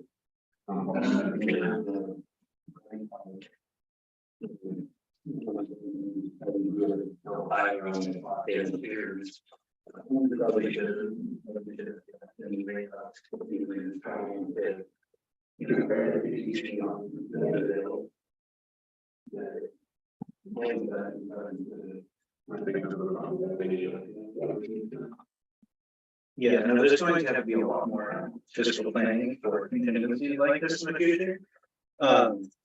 We have. Thankfully, there's enough around to pay the bills and keep the lights on. We need to make sure that the fiscal year after this crisis, and I'm calling it a crisis because of the natural disaster affecting us, and historically a cash crunch as a result. Once this crisis is over, the rest of the fiscal year, we're not going to do much. We're really not diet, other than rebuilding us. That's the only thing we're going to have money for to do. And then we're going to have to do a lot more work to plan for contingencies in future budget years. Sodaville is a very, very small town with very few opportunities for revenue expansion. There's a whole workshop about revenue expansion. And nothing that they propose works here because it all relied on there being an economy at all. We don't have one. About the only thing we could do, there are home occupations in the town, we could start passing a sales tax on home occupations, which I think would result in the recall anytime council would address in the same fiscal mess, not where because we'd have to pay for the recall election, we don't have the money for that. So, yeah, basically, we have to cut spending, and that's a reality. I'm comfortable living with that because I've always worked for well-regulated government agencies and that spending is on them. So I've never heard of oh, let's take it to that thought. No, there's no other thought. So for me, it's like, yeah, okay, this is normal. Great, we're gonna cut spending, everything's gonna be fine. We've got a long time. We're raising the $5. The whole town's free, but the $2 a month we put on, you know, that's kind of hurt people like that. So you know, 50 cents a month. Is something like that, it's a little increase each year. Yeah, you know, it's not a lot of money that, you know, that's up. We need to adjust it here. It's Yeah. better than more. It's just, I mean, you know, it's really big, they have like you do. But I don't mind either, I mean, I don't say $100. Like, I'm not. That's not just, I mean, we get $300 for 2 households and, you know, we're still getting. And a good thing again is that I think in the past, the increases have been so, oh, we're gonna put some of the way for, you know, maintenance that we did. This year we haven't, you can go look at the resolutions, there are bank records that are accounting and auditors gonna check, we ended up using it. So the system is working, and we're following through on those promises we made to the residents, so. Right. Yeah, to make, you know, this is to move $20,000 from LGIP operating, so, yeah. Oh,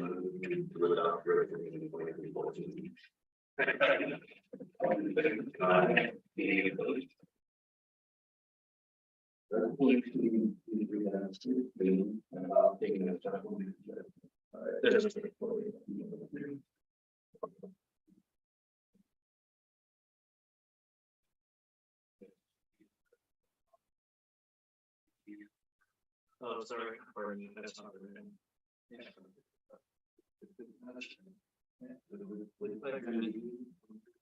Sorry, 2315 is the supplemental hearing. So I just need you to call to order and take hearing of the. So I need you to call a supplemental budget hearing to order. Councilors, this is a small supplemental budget. Supplemental budget for really doesn't know is when we make an amendment to the budget we pass during the year. This is a small change to the budget that only moves 2 things around. I think later in the year, probably as soon as next month, we're going to have passed a much bigger supplemental budget that's more reflective of the environment we're in. We're having to move more money than we thought. But this is something that we can take care of right now that'll allow us to pay some bills without anything crazy happening. Go through it. First is that use the money that's currently in. So if people remember, FP 5561 was it's called community well system, and we use most of that for the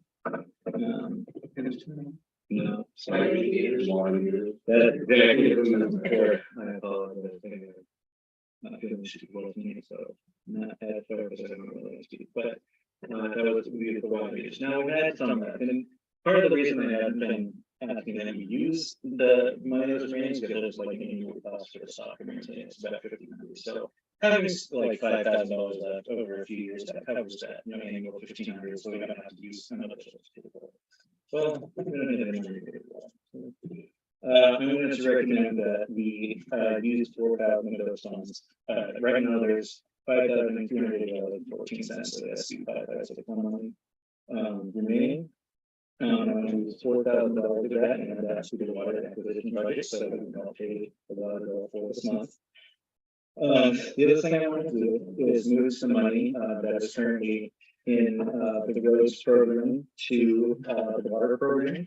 This is $3,100 that would be ARPA funds that are taken out of the road street upgrade that we had. That would be sent over to equipment and facility procurement maintenance so that we can do one final part of the PLC upgrade and then have to buy some software. And that's gonna be a little over $3,000. So after talking with our PLC contract installer, I came up with a number of $3,150 to transfer from that. So that means $3,150 out of our designated funds that we could start to use for that program, so we don't have to find it somewhere else because there's no find it. And the other $4,000 is pulling from our road upgrade budget, using some of that ARPA money to pay for the final part of the project. It is good to remember that we budgeted more than the ARPA funds this year for those road upgrades. And even after we pull this out, the amount, if we said, I don't remember the full number for our street upgrade line item, but even after pulling 3,150, it will still equal more than the total of the original ARPA funds plus that amount. So we'll still be spending more than just the ARPA amount on it, just not quite as much after the 30. All right, Mr. Mayor, you can have the council data tokens.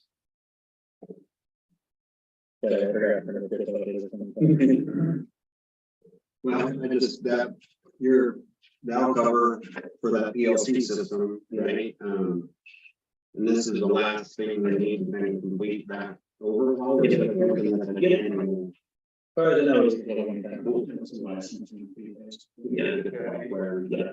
gotta get software every year. There is a. Yeah, I think they're all now. Yeah. You need to. Kind of get solidified. Yeah. Kind of like all those improvements we did last year, kind of brings it full circle and finishes that up. Yeah. Those are something you. Yeah, it's something that I deal with every year as far as your overall Rockwell software. Anytime you put in a PLC, it's a good idea to have the software to go along with it so you can kind of maintain it, right? I mean, the contractors that installed it, I know they have their software licensed to them, but the city should have their own license. So they're not dependent on that one contractor, right? So what happens is if you lose that contractor and he goes, he pretty much takes that program with him. I mean, you can always buy the license somewhere else, upload it. The newer system that they put in holds on to the tags and, have a program where the old system, it would erase all the descriptions. So all you have is a ladder diagram, right? So you can never go through there and follow. And my understanding is it allows more entries, so we can have them remote and then more actually come. Well, they could do that themselves with, their licensed software. As long as you use like remote desktop or something like that to come in and do it, but the city should own their own. Activation files. So what they'll do is they'll buy a license, they'll put the activation files on the city's computers. You need to know what that license is, because if we ever change computers, then you can go back to Rockwell's website and reload those activation files on new computers and stuff. But that's what that's all about. Yep, it is. It's a racket. I'm just saying it is.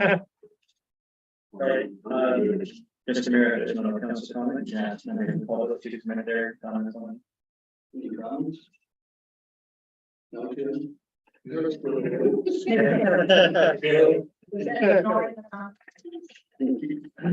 All right, Mr. Mayor, you can answer the final council.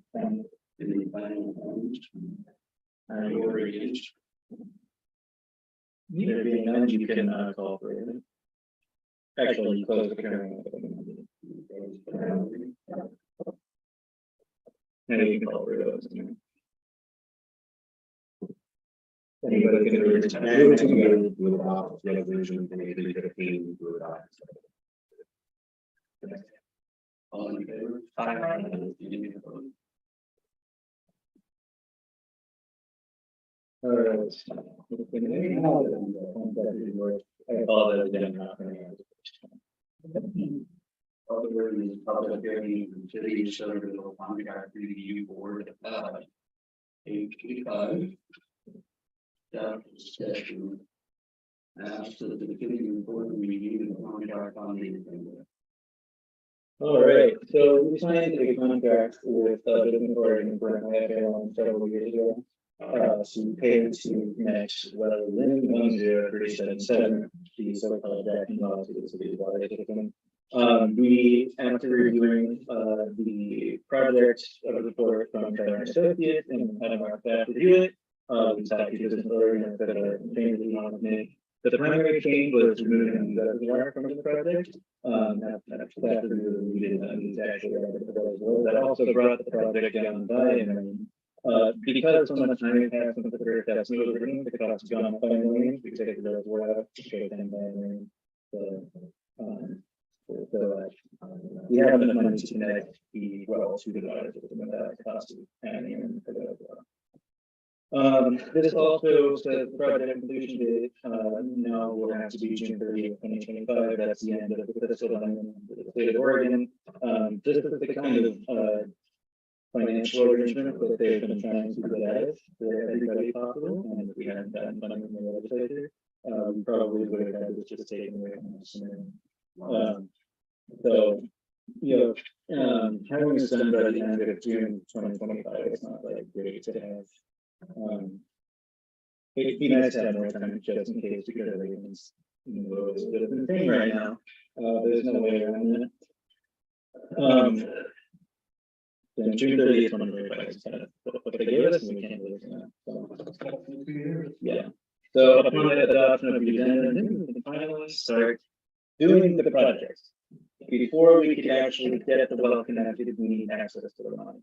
We couldn't get access to the money without getting a report, without getting that past the authority, and that thing we're going to do, and finally getting the addendum to the original agreement signed. So now we have, once we vote on this today, access the money, we can use the things, we can get the well built, connected, and everything that we want together in the city of Sodaville by the summer of 2025. Yeah. So we can start issuing RFPs, and we'll probably have to do a bunch of RFPs next month to go, okay. What happens if we go past the due date? Yeah. So we will be cut off. Yeah, for both business Oregon and the appropriation. That'll be done.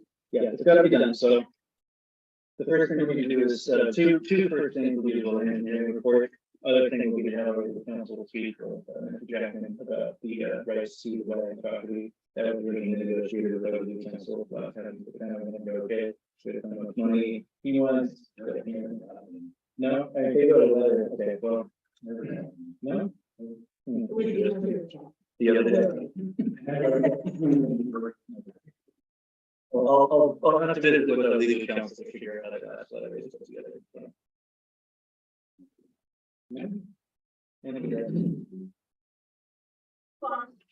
That's good. That ends up being a lot of interesting gaps in the records that people left behind here when I started. Yeah, okay. Okay, so There any discussion for the city council on this one? There any public comment?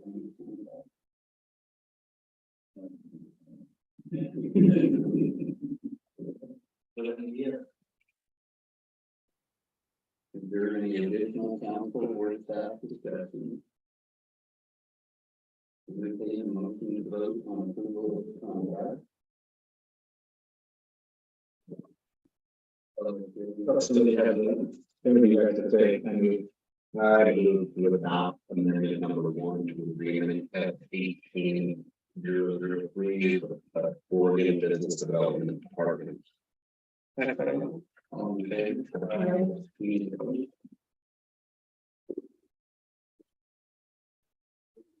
Giving the city started over contract in before 850.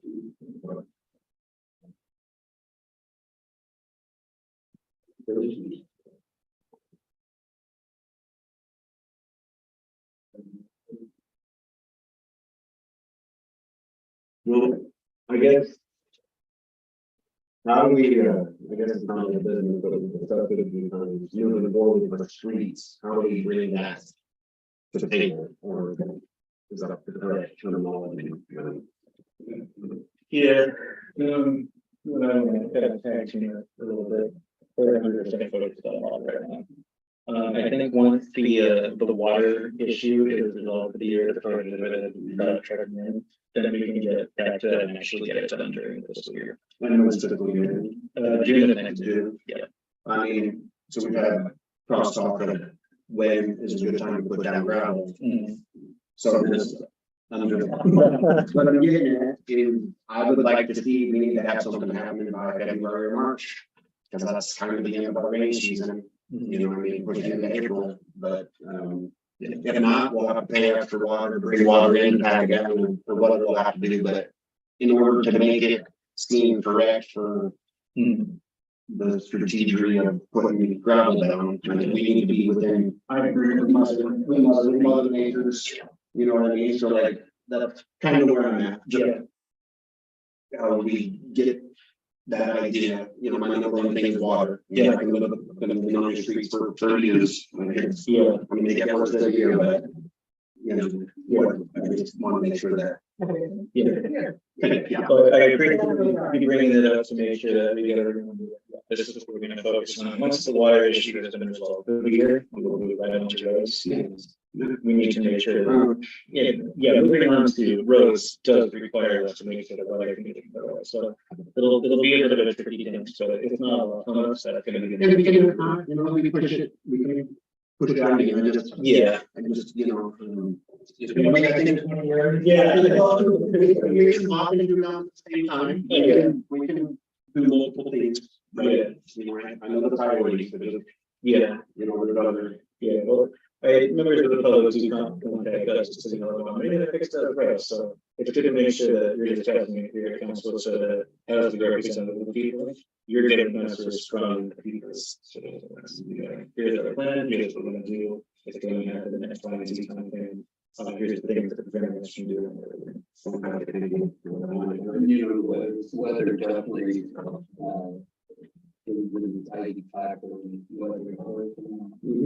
My driveway started raining, I drive it back.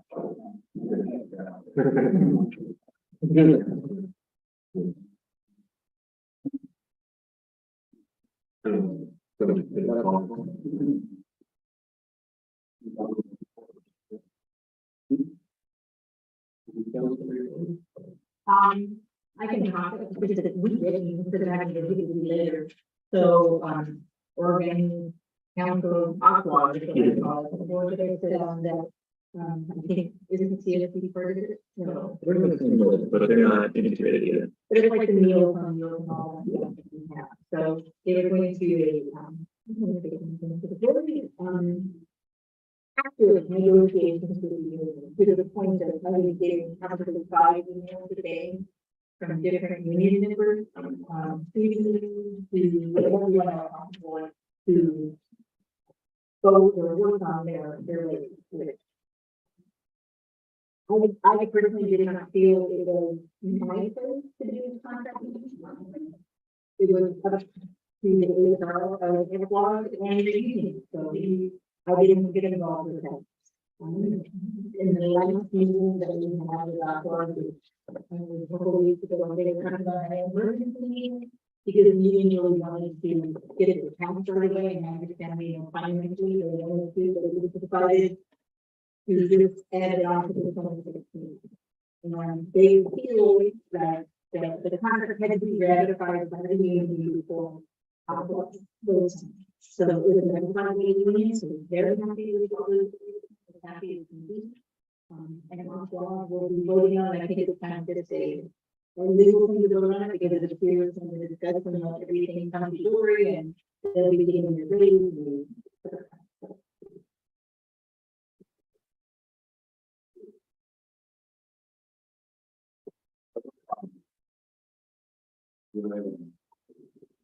Yeah, I mean.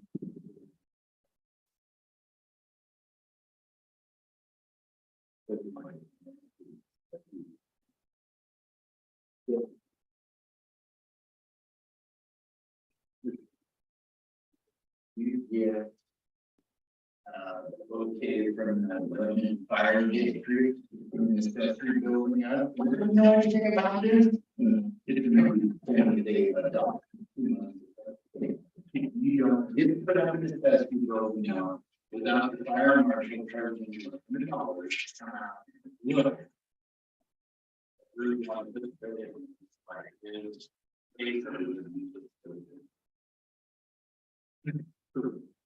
I know that in the shop, there was a part of that bill and paying for fire. Yeah.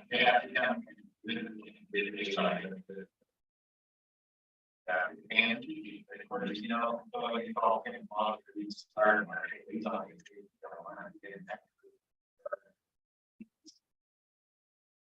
Why don't you come out if you're not encouraged to like you're home with COVID, so.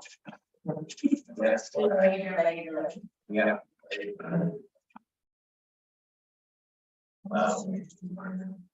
Yeah, so you don't get an accessory building permit without. That's all. So, and the other thing, you know, I delivered a letter box.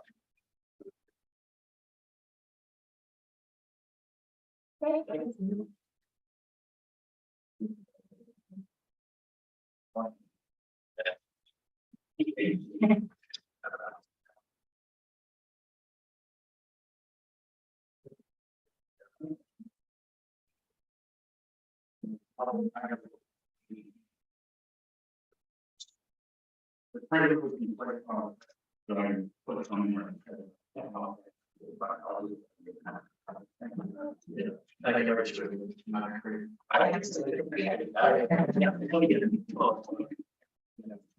I will get in touch with the Lebanon Fire District, because we need to have access to the phone now, so that we can. Yeah, there it is.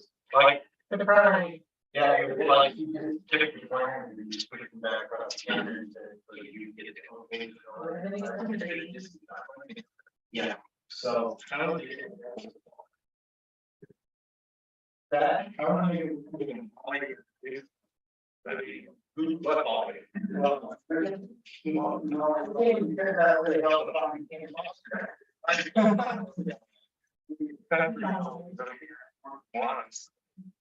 Yeah, but anything from this point on has to have fire marshal. Yeah.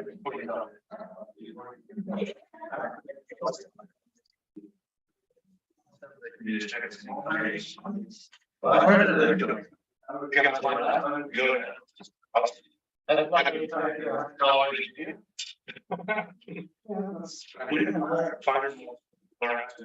Yes. There.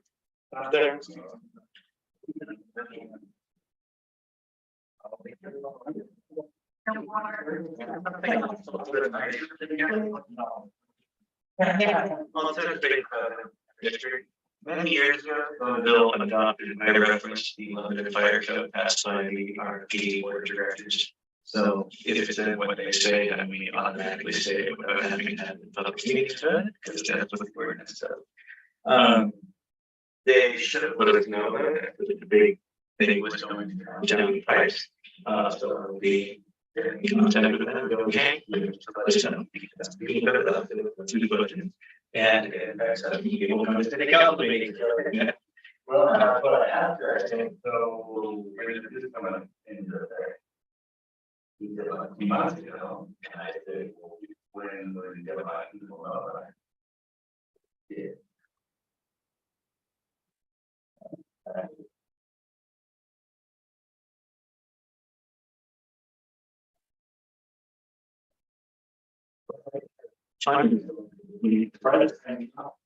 Yeah, right. So we needed to get a new address to find for a property in town that didn't have a street address. So I called the town executive and they said, oh, the different department that property is not.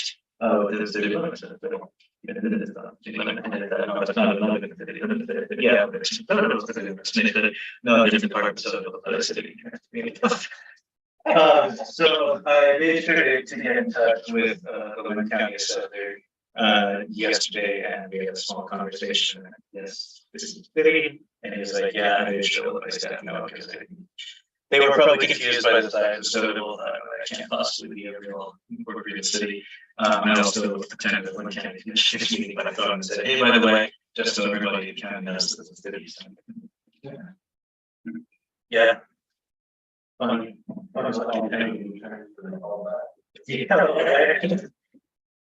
Yeah.